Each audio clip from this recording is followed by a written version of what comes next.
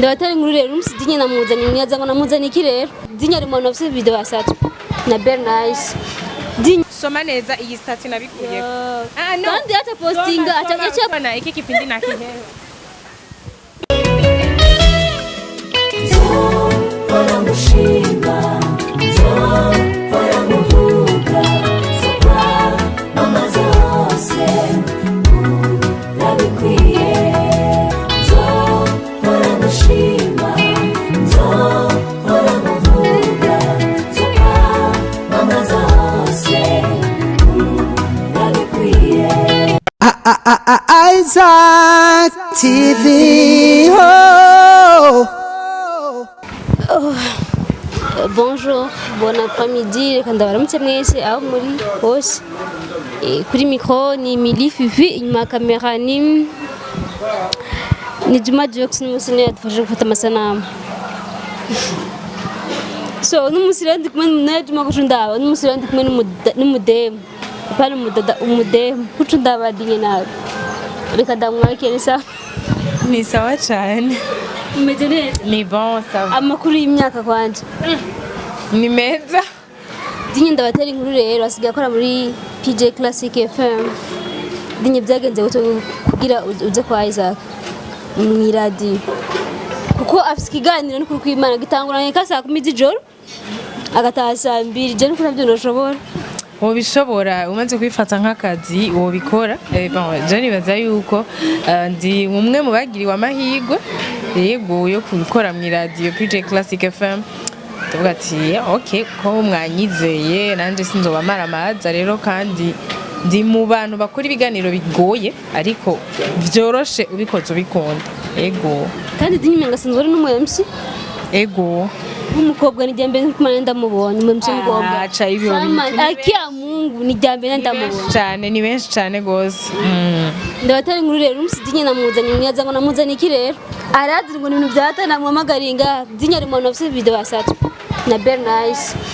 dinya hapana kutoa macho njo hapa itwereke hiyo video ahubwo dinya cha kucheka vitu gani unamuka none hari umwemse agira ubwoba babasha umwemse agira isoni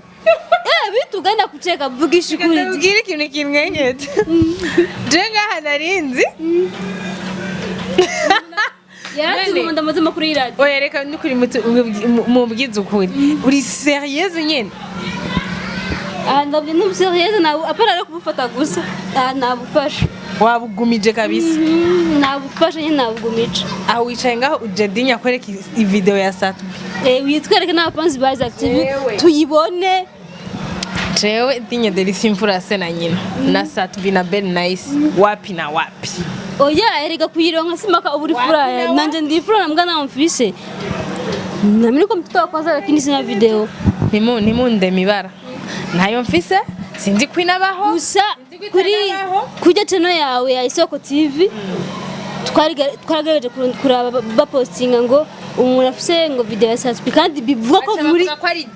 ko muri Isoko TV iyo video mwayihawe bavuga ko ari dinya ayifise urije naho no yironka ntashe yanogira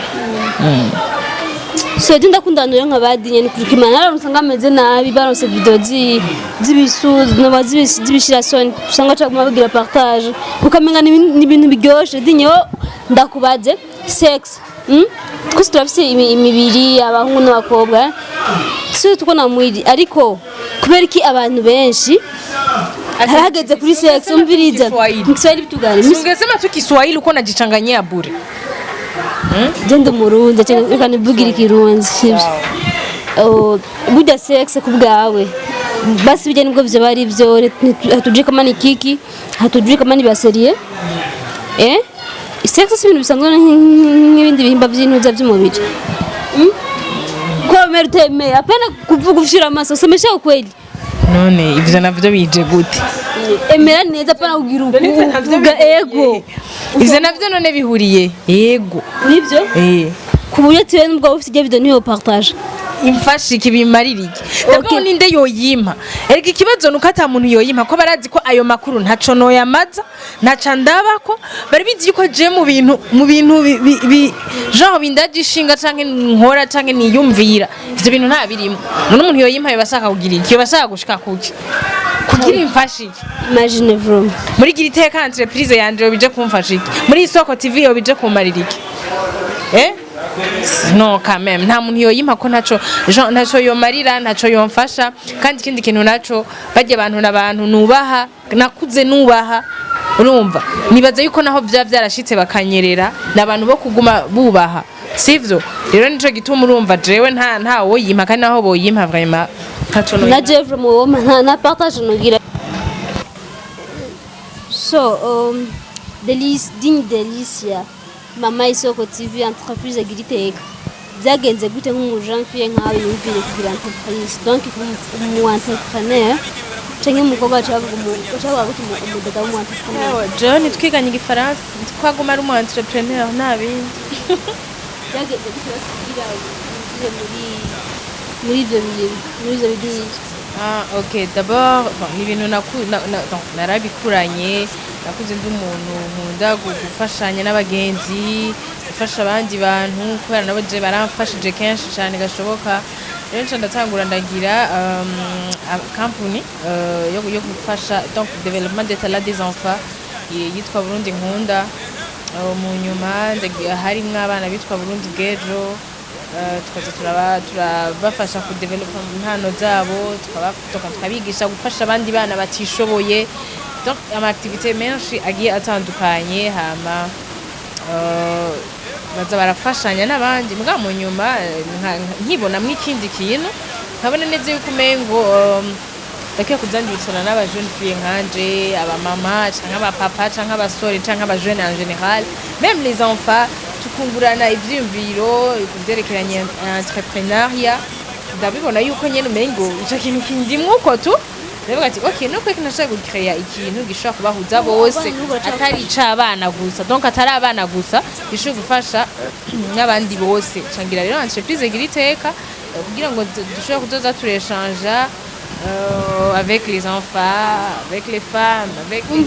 abana bacu bahindura bashira muri entreprise igira iteka abandi bose yego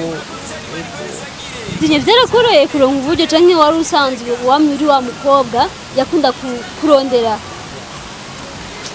kuko bakobwa benshi bari muri industry bengi banavuga ngo ntibazi guteka benshi je nabanda bibona ngo vyaranyoheye kuronka uburyo umengo ndabufise n'ubu ntabwo mfise ntabwo ndaronka nayo muragira projet amafaranga afise canke projet ya mbere yabaye mu mutwe projet ni mu mutwe je projet zanje ni mu mutwe mfise niyo big project mfise kubera ko urumva naho no mfise ayo mahera abantu nkabakoranye ntafise ico nje kubabwira sigura ko tinyeri wa muntu yakuze afise mu mutwe basiyumvira like